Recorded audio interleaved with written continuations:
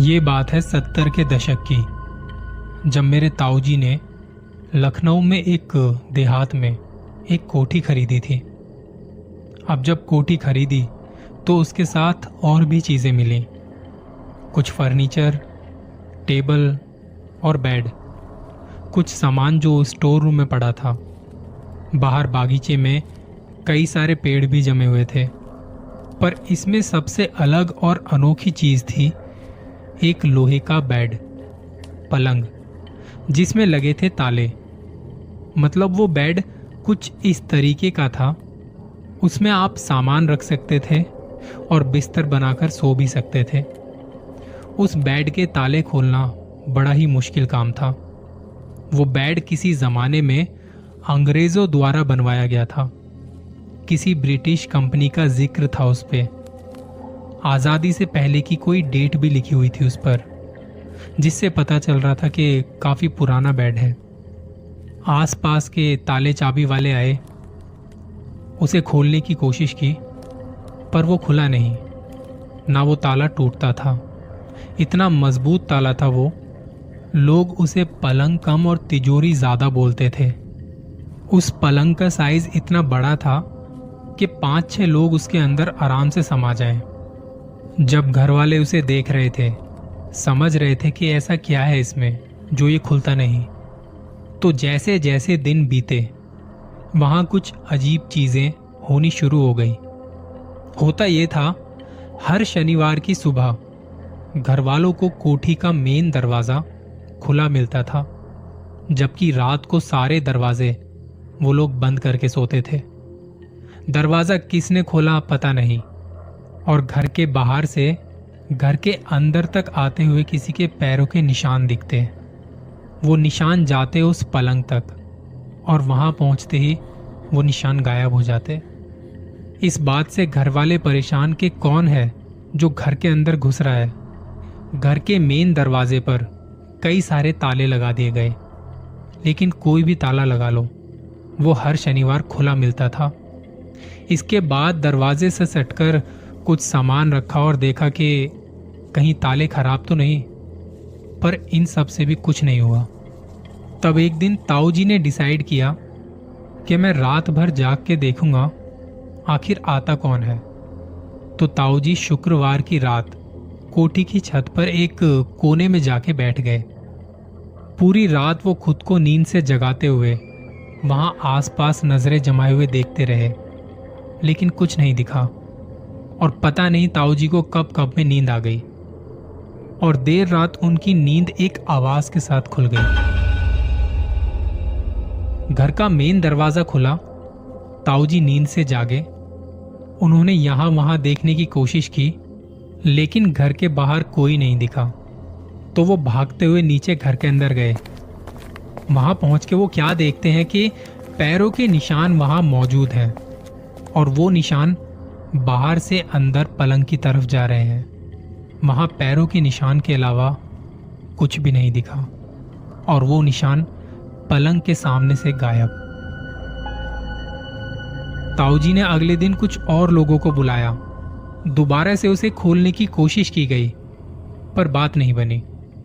लोगों ने कहा कि हो सकता है अंदर से कुछ अटक गया हो, जिस वजह से ये खुल नहीं रहा। एक काम करते हैं, इसे तोड़ देते हैं। घर में तलाशी अभियान शुरू हुआ कि कहीं कोई और जगह तो नहीं जहां से कोई अंदर आया हो और वो दरवाजा खोलता हो, मगर ऐसा भी कुछ नहीं था। तो ताऊजी ने सोचा कि अगले हफ्ते फिर देखते हैं। अगले हफ्ते ताऊजी ने छत को छोड़कर बाहर बागीचे में बैठना ठीक समझा। वहां एक पेड़ पर चढ़कर वो बैठ गए। उनके पास एक पुश्तैनी बंदूक थी और पानी की बोतल अपने पास में रख ली। अब रात भर खुद को संभालते हुए, नींद से जगाते हुए, उनका ध्यान एक आवाज ने खींचा। ताऊजी ने वो आवाज सुनते ही देखने की कोशिश की। वो देखते हैं कि घर का जो मेन दरवाजा है वो धीरे से खुल रहा है, लेकिन घर के बाहर कोई नहीं है, पर दरवाजा अपने आप खुल रहा है। वो दरवाजा अंदर की साइड से खुल रहा था। ताऊजी वहां बैठे बैठे ये देख रहे थे। उन्होंने बंदूक और कस के पकड़ ली।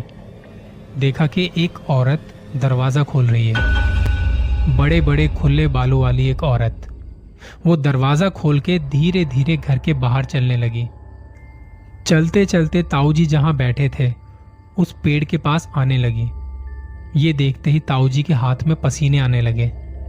बंदूक फिसलने लगी उनके हाथ से। उन्होंने देखा कि कैसे वो औरत ठीक पेड़ के नीचे आके खड़ी हो गई, और जैसे ही उसने ताऊ जी की तरफ देखा उनका शरीर एकदम ठंडा पड़ गया।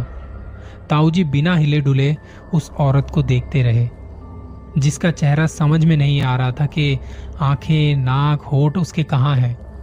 एकदम चपटा सा चेहरा था उसका। उस औरत ने ताऊ जी से नजर हटाई, सामने देखा और बाहर सड़क के दूसरी तरफ चली गई। ताऊ जी चुपचाप पेड़ से उतरकर धीरे धीरे उस औरत के पीछे चलने लगे। तब उन्होंने देखा वो औरत एक पीपल के पेड़ तक पहुंची और उस पर चढ़ने लगी, और चढ़ते चढ़ते वो गायब हो गई। ताऊ जी वहीं खड़े रहे कि अब दिखेगी, पर उसके बाद कुछ नहीं दिखा। ये सब देखने के बाद ताऊ जी की हिम्मत नहीं हुई कि वो उस पेड़ की तरफ जाएं। वो वापस से कोठी के अंदर आए। उन्होंने देखा कि वो निशान बाहर से अंदर की तरफ आ रहे थे, उस पलंग वाले कमरे तक। और तब उन्हें याद आया कि जब वो उस औरत को देख रहे थे, उन्होंने देखा था कि उस औरत के पैर उल्टे थे।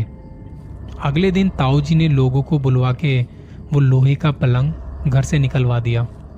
वो इतना भारी पलंग था कि 18 लोग लगे थे उसे उठाने में।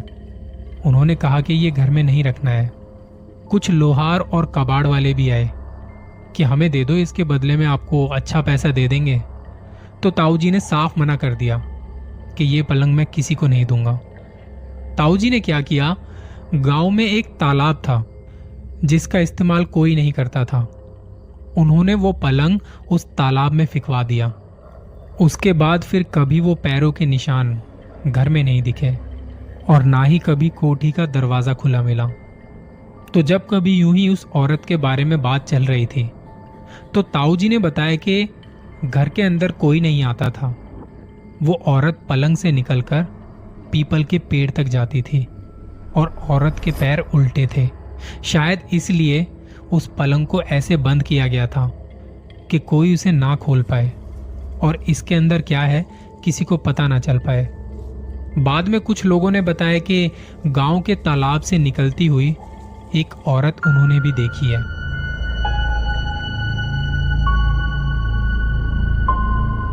अब आते हैं अपनी दूसरी कहानी पर।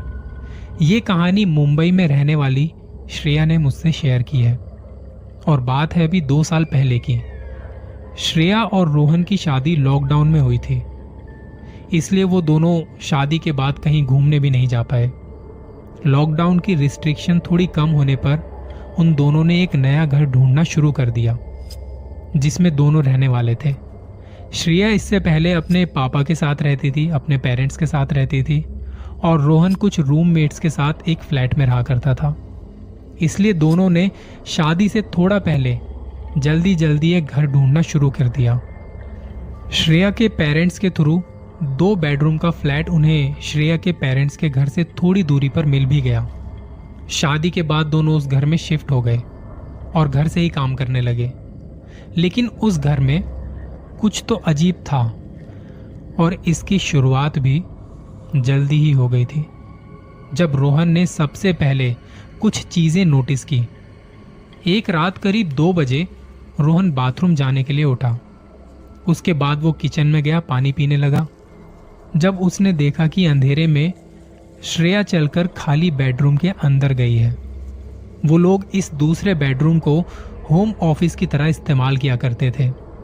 रोहन को लगा कि शायद कुछ काम आ गया हो, और वो पानी पीकर अपने बेडरूम में चला गया। लेकिन उसने देखा कि श्रेया तो बेड पर ही सो रही थी। वो तुरंत ऑफिस रूम में गया और उसने यहाँ वहाँ देखने की कोशिश की। उस रूम का मेन डोर और बालकनी डोर खुले हुए थे। साथ ही उस रूम का पंखा भी ऑन था। जबकि रोहन की आदत थी वो रात को सोने से पहले सारे स्विचेस ऑफ कर देता था। उसने श्रेया को कुछ नहीं बताया लेकिन थोड़े दिन बाद ये सब चीजें कुछ ज्यादा ही होने लगी। घर के दरवाजे अपने आप खुलते और पंखे अपने आप ऑन हो जाते। फिर एक दिन रोहन ने उस रात के बारे में श्रेया को बता दिया। श्रेया उस पर नाराज हुई क्योंकि ऐसी चीजें छुपानी नहीं चाहिए। फिर उसने अपने पापा को फोन किया। श्रेया के पापा अपने लोकल इलेक्ट्रिशियन को साथ लेकर घर पर आए और पूरे घर की इलेक्ट्रिसिटी चेक की। कुछ प्रॉब्लम नहीं निकली। कुछ दिन बाद श्रेया की मॉम ने अपनी बेटी और दामाद को डिनर के लिए घर बुलाया। शाम को दोनों घर लॉक करके, अच्छी तरह से घर लॉक करके निकले थे। देर रात दोनों घर आए और मेन डोर खोलने पर उन्होंने देखा कि घर के बाकी के सारे दरवाजे खुले हुए थे और वहां जितने भी पंखे लगे हुए थे सारे पंखे चल रहे थे। श्रेया ने अपने पापा को ये सब बताया तो उन्होंने कहा कि अगले दिन वो फिर से इलेक्ट्रिशियन को भेज देंगे क्योंकि ये इलेक्ट्रिकल फॉल्ट लग रहा है। अगले दिन इलेक्ट्रिशियन फिर आया और इस बार भी उसे कोई प्रॉब्लम नहीं मिली, कोई प्रॉब्लम नहीं निकली। उस रात श्रेया और रोहन ने अपना ध्यान इस चीज से हटाने के लिए फिल्म देखने के लिए सोचा। दोनों बेडरूम में लेटे लेटे फिल्म देख रहे थे और खाना बाहर से ऑर्डर किया। जब डिलीवरी बॉय आया तो रोहन खाना लेने मेन डोर पर गया। खाना लेकर उसने डोर लॉक किया और जब वो पलटा उसने देखा कि ऑफिस के रूम में एक परछाई खड़ी उसी की तरफ देख रही थी। वो किसी मूर्ति की तरह बिना हिले बस वहीं खड़ा रहा। जब श्रेया की आवाज उसे आई, श्रेया भी अपने रूम के डोर से उस परछाई को देख पा रही थी। वो चीखी, रोहन वो कौन है? और श्रेया के चीखते ही वो परछाई उसके और रोहन के सामने कहीं गायब हो गई। दोनों के दोनों तुरंत भागकर उस घर से बाहर आ गए। श्रेया ने अपने पापा को फोन किया और वो उन्हें थोड़ी देर बाद वहां पे लेने भी आ गए, अपने घर ले गए। इसके बाद उन दोनों ने फैसला कर लिया था कि अब हम इस घर में नहीं रहेंगे। नया घर ढूंढा और उसके बारे में पहले अच्छे से पूछा कि इसमें कोई चक्कर वक्कर तो नहीं है ना। श्रेया के पापा ने पैकिंग करने में दोनों की मदद की और तब गली के वॉचमैन से इस घर के बारे में पूछा। शुरू में तो उसने कुछ नहीं कहा, लेकिन थोड़े पैसे देने पर उसने बताया कि आज से कुछ साल पहले इस घर में रहने वाली औरत का डिवोर्स हो चुका था और उसके पति को बच्चों की जिम्मेदारी मिल चुकी थी। इससे दुखी होकर उस औरत ने घर के कमरे में पंखे से लटककर खुदकुशी कर ली थी। घर छोड़ने के बाद उस घर के मालिक ने श्रेया और रोहन को उनका डिपॉजिट देने से मना कर दिया। लेकिन जब श्रेया ने उसे समझाया कि अगर उसने ऐसा नहीं किया तो वो सबको इस घर की हिस्ट्री के बारे में बता देगी, तो उस आदमी ने तुरंत उनका डिपॉजिट लौटाया और साथ ही साथ 1 महीने का रेंट भी लौटा दिया। एक बात और, जब लोगों को उस औरत की लाश मिली थी तब पंखा चल रहा था और उसी कमरे को रोहन और श्रेया ने अपना होम ऑफिस बनाया था। ये थी आज की 2 कहानियां। जल्दी मिलूंगा किन्हीं और कहानियों के साथ।